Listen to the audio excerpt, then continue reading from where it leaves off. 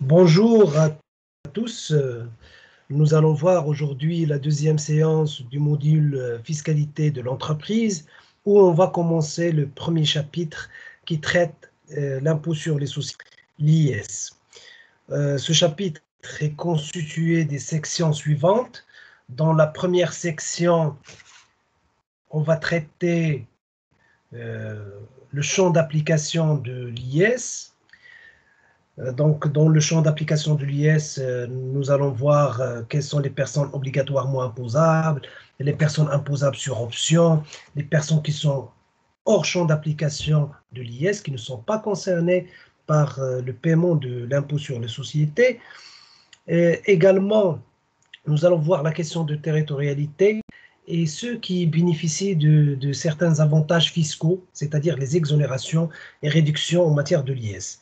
La deuxième section, on va voir comment déterminer la base imposable ou l'assiette de l'IS.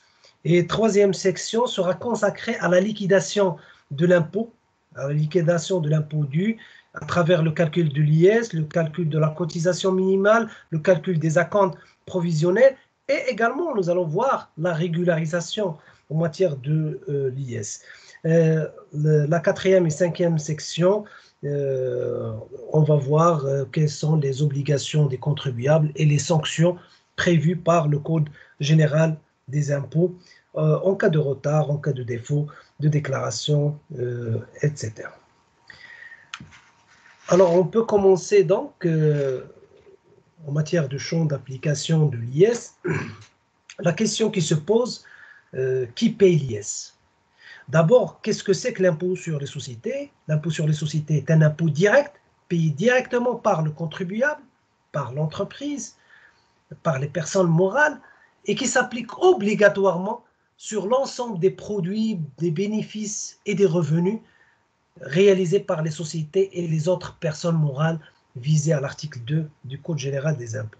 Donc l'ensemble des produits, alors on va voir qu'il y a des produits financiers, et notamment les dividendes. Vous avez également les produits de placement revenus fixes, où on doit payer ce qu'on appelle la retenue à la source en matière de l'IS.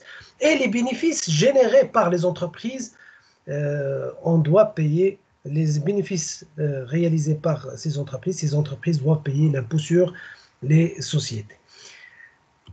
Donc, au niveau du champ d'application, il faut distinguer entre les personnes obligatoirement imposables de plein droit, c'est l'article 2, grand 1 du Code général des impôts.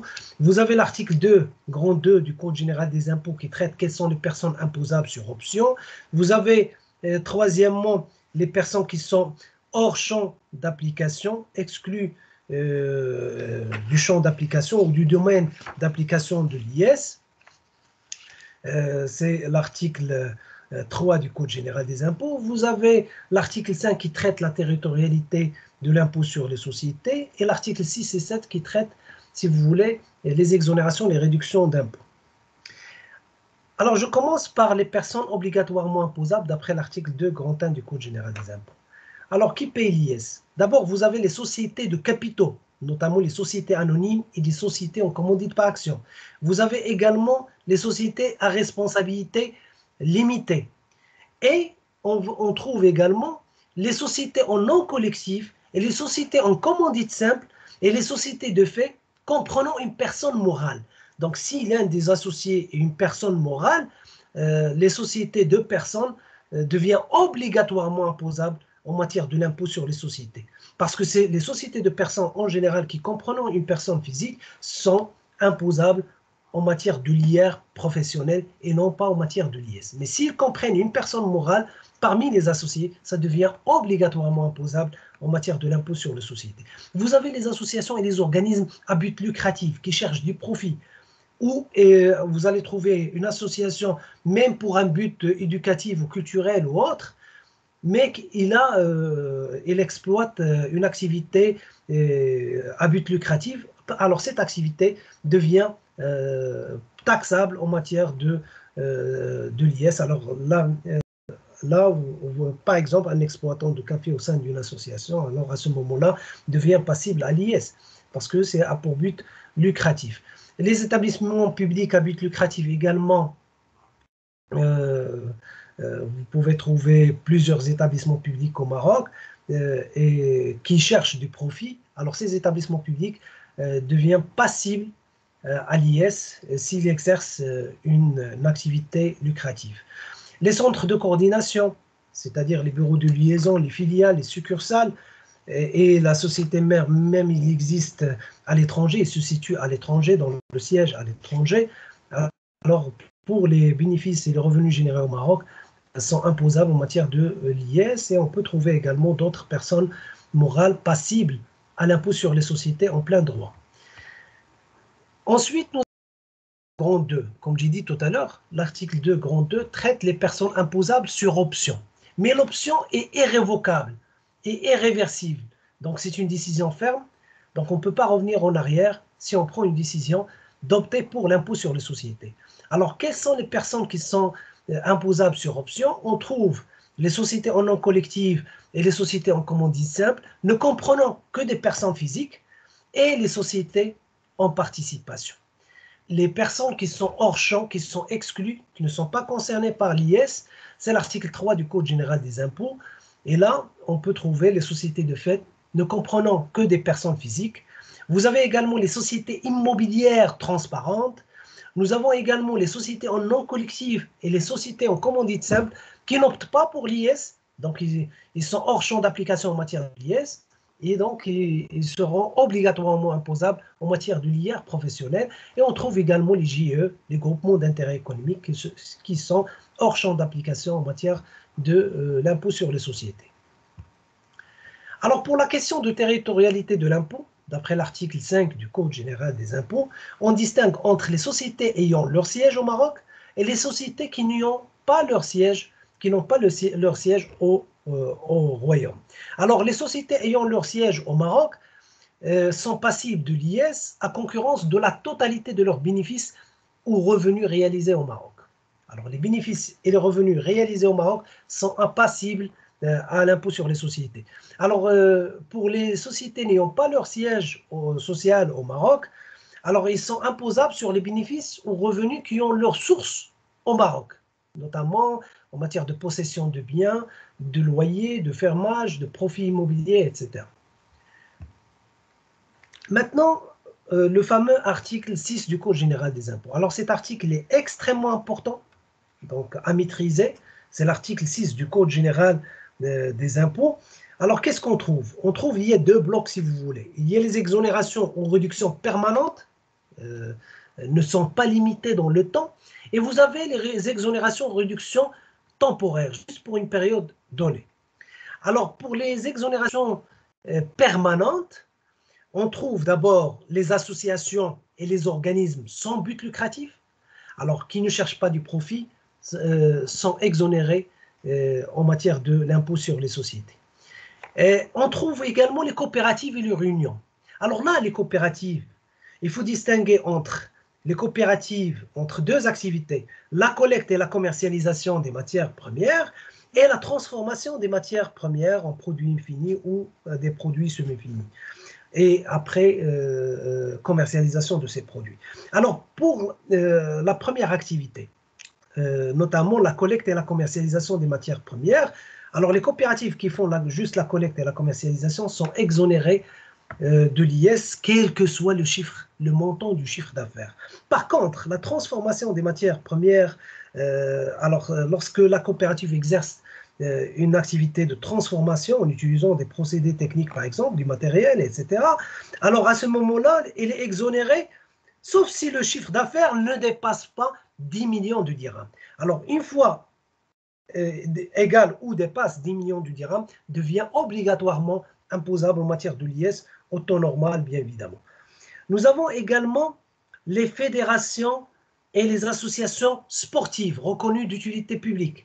Alors, les fédérations et les associations reconnues d'utilité publique, à ne pas confondre avec les sociétés sportives, les associations sportives reconnues d'utilité publique sont exonérées en matière de l'IS. Vous avez la Banque islamique de développement, vous avez la Banque africaine de développement, vous avez les OPCVM, les organismes de placement collectif en valeur mobilière, les OPCI, vous avez également les fondations.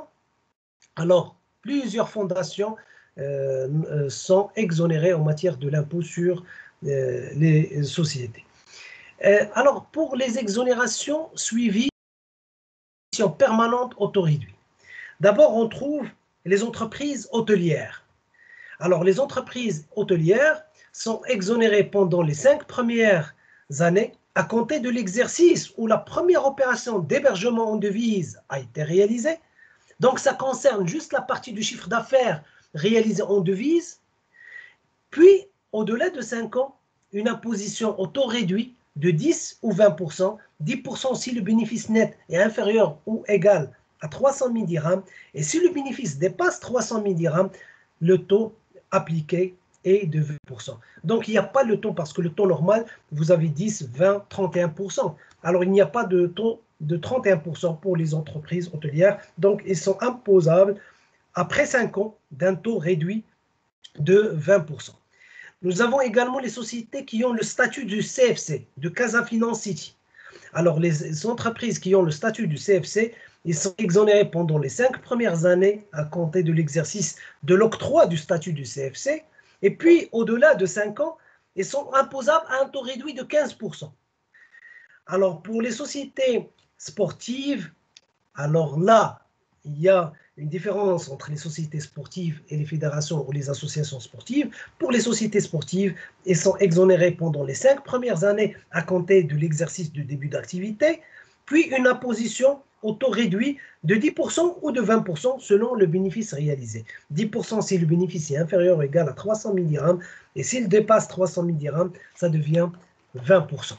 Nous avons également les entreprises des zones d'accélération industrielle, appelées auparavant les zones franches d'export. Alors actuellement, on l'appelle, depuis la loi de finances 2020, des zones d'accélération industrielle. Alors les entreprises implantées dans ces zones industrielles, elles sont exonérées pendant les 5 premières années à compter de la date de début d'activité, puis on applique un taux réduit, comme le cas du CFC, un taux réduit de 15% au-delà de la période de 5 ans. Pour la partie de retenue à la source, appliquée sur les produits financiers, notamment les dividendes ou les revenus du certificat de sukuk, etc. Alors, pour la retenue à la source, sont exonérés les dividendes perçus par qui? Au PCVM, par les sociétés ayant le statut de CFC. Et on trouve également les revenus des certificats de sukuk, qui sont servis aux OPCVM, aux FPCT, aux organismes de placement collectif en capital, les organismes de placement collectif immobilier, appelés également les OPCI. Donc, ces dividendes, ces revenus de certificats de sukuk sont exonérés en matière de retenue à la source de l'IS. Nous avons également les réductions permanentes. Alors, pour les réductions permanentes, on trouve les entreprises minières exportatrices qui exportent le mine. Les mines, alors là, ils sont imposables à un taux réduit de 10% ou de 20%. Et vous avez également les entreprises exportatrices des biens et services. Ils sont imposables également à un taux réduit de 10% ou de 20%. Alors, si le bénéfice net est inférieur ou égal à 300 000 dirhams, on paye 10%. Si le bénéfice net est supérieur à 300 000 dirhams, on paye 20%. Mais pour la partie, attention, pour la partie du chiffre d'affaires à l'export. Donc, il faut calculer le bénéfice lié au chiffre d'affaires à l'export pour une entreprise qui vend localement et vend à l'export. Là, il faut distinguer entre, voilà la partie du bénéfice lié au chiffre d'affaires à l'export, et voilà la partie du bénéfice lié au chiffre d'affaires local. Ceux qui sont liés au chiffre d'affaires local sont imposables au taux normal de 10, 20 ou 31%. Par contre, la partie liée à l'export, au chiffre d'affaires à l'étranger, on applique soit un taux de 10% ou de 20%. Donc voilà le traitement des entreprises exportatrices. On passe maintenant aux exonérations, réductions temporaires. Et là, vous avez les exonérations temporaires et les réductions temporaires. En ce qui concerne les exonérations temporaires, nous avons les concessionnaires des gisements hydrocarbures qui sont exonérés pour une période de 10 ans. Vous avez également les sociétés exploitant des centres de gestion de comptabilité agréés pour une durée, sont exonérés pour une durée de 4 ans. Et nous avons également les sociétés industrielles exerçant des activités qui sont fixées par voie réglementaire. Alors, ils sont exonérés pendant une période de 5 premières années. Alors, 5 ans, ils sont exonérés, puis on applique le taux normal. Alors, pour les réductions temporaires, on trouve principalement les entreprises artisanales, les établissements privés de l'enseignement ou de formation professionnelle, et on trouve également les revenus provenant de la location des cités, résidences et campus universitaires. Donc là, on applique une imposition réduite, soit de 10 ou de 20% selon le bénéfice réalisé. Donc voilà pour l'article 6 du Code général des impôts. Maintenant, comment déterminer la base imposable en matière de l'IS? Alors la base imposable, elle est déterminée sur la base de documents comptables et notamment du CPC. Nous avons besoin du résultat comptable avant impôt. Donc la base imposable, c'est le résultat fiscal net. Et le résultat fiscal net, il est calculé sur la base d'abord des documents comptables et notamment du CPC. Et dans le CPC, on trouve le résultat comptable avant impôt. Et on doit effectuer des corrections fiscales pour obtenir ce résultat fiscal net. Alors, les corrections fiscales prennent la forme des réintégrations, notamment ce sont les charges non déductibles, et nous avons également les déductions qui ce sont des produits non imposables, moins le report déficitaire antérieur, c'est-à-dire les déficits antérieurs. Et dans le déficit antérieur, on doit faire la distinction entre le déficit lié à l'amortissement et le déficit lié à l'exploitation de l'entreprise. Bien, le résultat comptable avant impôt, c'est les produits moins les charges. C'est l'ensemble des produits moins l'ensemble des charges. Les réintégrations, ce sont les charges qui ne sont pas admises en déduction fiscalement. Parfois, on peut trouver des opérations comptabilisées qui doivent être comptabilisées d'après le CGNC, d'après le Code général national des comptables, mais pour des raisons fiscales ne sont pas admises fiscalement. Notamment, je donne l'exemple des amendes et des pénalités réglementaires. Alors, ils doivent être comptabilisés, constatés en comptabilité, mais le fisc n'admet pas en déduction les amendes et les pénalités. Et donc, d'où l'intérêt de les réintégrer et donc de corriger fiscalement le résultat, si vous voulez, le résultat comptable. Moins les déductions, ce sont les produits non imposables. Alors, rentrons dans le détail maintenant. Mais avant, il y a un exemple rapidement. Alors, soit une entreprise dont les données comptables et fiscales en 2019, nous avons les produits comptabilisés, les charges comptabilisées qui s'élèvent à 4 400 000 dirhams. Vous avez les charges comptabilisées mais non déductibles. Nous avons également les produits comptabilisés mais non imposables et les déficits antérieurs de l'année 2017 et 2018. Et on vous demande de calculer le résultat fiscal net. Alors, solution. D'abord, le résultat comptable, c'est le produit comptabilisé moins les charges comptabilisées qui s'élèvent à 3 600 000 dirhams, si vous faites les calculs. Les réintégrations s'élèvent à 600 000 dirhams. Les déductions, c'est les produits non imposables, donc 400 000 dirhams. Et vous avez les déficits antérieurs de 150 000 dirhams. Alors, résultat fiscal net, résultat comptable avant impôt plus réintégration, moins les déductions, moins les déficits antérieurs, vous obtenez 3 650 000 dirhams. Donc, cette société sera imposable sur la base de 3 650 000 dirhams en matière de l'IS. Alors, l'article 9 nous donne une idée sur quels sont les produits qui sont imposables. Alors, pour les produits imposables, d'abord, je vais commencer par les produits d'exploitation, puis nous allons voir les produits financiers, et ensuite, je termine avec les produits non courants. Pour les produits d'exploitation, on trouve le chiffre d'affaires d'abord, les ventes de l'entreprise. Et attention, au niveau des ventes de l'entreprise, ce qui nous intéresse, c'est la livraison. La livraison, pour une marchandise qui a été vendue en N-1, mais la livraison a été réalisée en N, donc il sera, alors cette vente sera imposable en année N et non pas N-1. Donc, ce qui nous intéresse, c'est la livraison des marchandises, c'est la livraison des biens, etc. Puis, nous allons trouver les variations de stock de produits, que ce sont des produits imposables. Et lorsque je dis un produit imposable, donc, c'est rien à signaler. Donc c'est un produit qui est imposable en matière de l'IS. Vous avez les immobilisations produites d'exploitation. Donc, ce sont des aides accordées par l'État ou les collectivités territoriales aux entreprises pour aider l'entreprise sur le plan d'exploitation, aide à l'embauche par exemple, ça rentre dans les subventions d'exploitation. Vous avez les autres produits d'exploitation également qui sont imposables en matière de l'impôt sur les sociétés.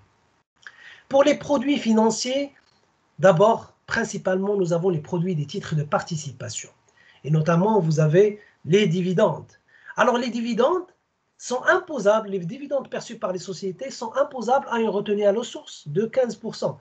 Et pour éviter la double imposition, le législateur a exonéré, a donné un abattement, que les sociétés bénéficient d'un abattement de 100% au niveau de la société bénéficiaire de ces produits de participation. Et donc, les produits de participation, ce sont des produits non imposables et donc il faut les déduire de la base imposable lors du passage du résultat comptable au résultat fiscal. Donc, c'est pour éviter la double imposition. Les gains de change, également, ce sont des produits imposables. Les intérêts courus et les autres produits financiers, ce sont des produits imposables. Les reprises financières et les transferts de charges, également, ce sont des produits imposables. Pour les produits non courants, nous avons d'abord les produits de cession d'immobilisation, nous avons les subventions d'équilibre. Les subventions d'équilibre également, ce sont des produits imposables. Et également les reprises sur les subventions d'investissement, parce qu'il y a plusieurs types de subventions. Il y a les subventions, comme j'ai dit, d'exploitation, il y a les subventions je dirais, d'équilibre, et il y a les subventions d'investissement. Et on trouve également les autres produits non courants, y compris les dégrèvements d'impôts déductibles. D'abord, qu'est-ce qu'un dégrèvement? Alors, le dégrèvement intervient lorsque l'imposition établie comporte une erreur matérielle évidente. Il s'agit d'une réduction ou suppression d'un impôt accordé par l'administration fiscale. Et comme il y a des impôts déductibles, il y a des impôts non déductibles. Et dans les impôts non déductibles, on trouve l'impôt sur les sociétés. On peut trouver également l'IR sur salaire et la taxe sur la valeur ajoutée. Alors qui ne sont pas, alors la TVA, l'IR sur salaire, qui ne sont pas à la charge de l'entreprise. La TVA, c'est le consommateur final qui supporte la taxe sur la valeur ajoutée. Donc, pour les charges, d'abord, pour les charges déductibles, quelles sont les conditions de déductibilité d'une charge? Alors, il y a plusieurs, si vous voulez, conditions à maîtriser, bien évidemment. D'abord, une charge doit être liée à l'activité de l'entreprise, doit être liée à l'exploitation. Deuxièmement, il doit correspondre à une dépense effective, à une dépense réelle, et appuyée par des pièces justificatives régulières, et notamment les factures. Elle doit être également constatée en comptabilité. Il doit être comptabilisé, toute opération de charge. Et doivent être liées, les charges doivent être liées ou rattachées à l'exercice au cours duquel ils ont été engagés et se traduire par une diminution de l'actif net. Et là, la charge doit avoir normalement une incidence négative sur le patrimoine de l'entreprise. Et du point de vue comptable, une charge est un élément qui se traduit par un appauvrissement de l'entreprise, c'est-à-dire une diminution de son actif. Et ne sont donc pas imposables, ne sont donc pas considérées comme des charges déductibles, et non pas imposables, comme des charges, je rectifie, ne sont donc pas considérées comme des charges déductibles les dépenses qui se traduisent par la création ou l'acquisition d'immobilisation. Donc, à vrai dire, une immobilisation ne doit pas être comptabilisée parmi les charges. Donc, une immobilisation, c'est classe 2, une charge, c'est classe 6. Alors, pour les charges d'exploitation, d'abord, nous avons les achats revendus de marchandises, les achats de matières premières, les achats de marchandises, etc. Ce sont des charges déductibles. Donc, au niveau des charges, il faut toujours poser la question, est-ce que cette charge est déductible ou charge non déductible? Et pour les produits, il faut poser la question, est-ce que c'est un produit imposable ou un produit non imposable? Un produit non imposable, c'est à déduire. Une charge non déductible, c'est à réintégrer. Alors, pour les autres charges externes, on trouve les cadeaux publicitaires. Alors, pour le traitement fiscal des cadeaux publicitaires, alors ils sont déductibles, mais à deux conditions. D'abord, la valeur unitaire du cadeau ne doit pas être supérieure à 100 dirhams. Et deuxièmement, le cadeau doit impérativement porter le nom ou le sigle de l'entreprise ou la marque des produits qu'il fabrique ou la raison sociale. Donc, on doit trouver ces informations au niveau du cadeau. Sinon, on va réintégrer la totalité du montant parce qu'il y a ici, vous avez deux conditions qui sont réunies. Donc, on a l'exemple suivant. L'entreprise SK a fait l'acquisition en vue de distribuer à l'occasion du Nouvel An deux types de cadeaux publicitaires à ses clients fidèles. Vous avez 100 agendas. Il a distribué 100 agendas portant le sigle de l'entreprise ayant coûté 60 dirhams l'unité. Et elle a distribué également comme cadeau 100 silos habits pour un prix unitaire de 250 dirhams.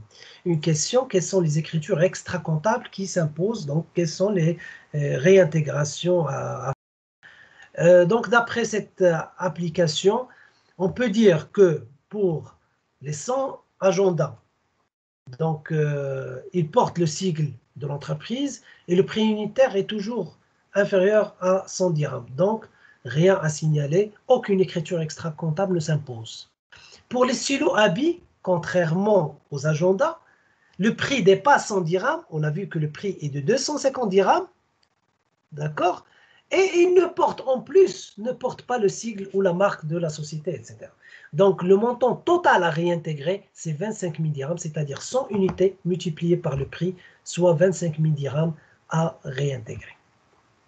Alors, au niveau toujours des charges d'exploitation, on a les dons. Alors, pour les dons, il y a les dons au habous, par exemple des dons accordés pour construire une mosquée, par exemple, à l'entraide nationale, aux associations reconnues d'utilité publique. Alors là, ce sont des charges déductibles et il n'y a pas de limite du montant. Pour les dons, contrairement aux dons aux œuvres sociales des entreprises publiques ou privées et aux œuvres sociales des institutions qui sont autorisées par la loi. Alors là, il y a une limite de 2 pour 1000 du chiffre d'affaires hors taxe du donateur. Donc, à ne pas dépasser 2 pour 1000 pour bénéficier de la déductibilité de ces dons, à ne pas dépasser 2 pour 1000 du chiffre d'affaires. Donc, vous avez un chiffre d'affaires de 100 000 dirhams, par exemple. Donc, 2 pour 1000 du chiffre d'affaires de 100 000 dirhams, vous avez 200 dirhams. Donc, c'est le seuil de déduction. 200 dirhams, c'est le seuil de déduction. Si l'entreprise, par exemple, a déduit comme don aux œuvres sociales 1000 dirhams, donc à ne pas dépasser 200, donc on va la différence à réintégrer. Donc, vous avez 800 dirhams à réintégrer. Donc, vous n'allez pas réintégrer la totalité, mais juste la différence avec la limite de 2 pour 1000 du chiffre d'affaires du donateur. Donc, voilà pour cette deuxième séance. La suite sera faite au niveau de la troisième séance qui sera consacrée toujours à l'impôt sur les sociétés. Et je vous remercie infiniment pour votre attention. Bon courage.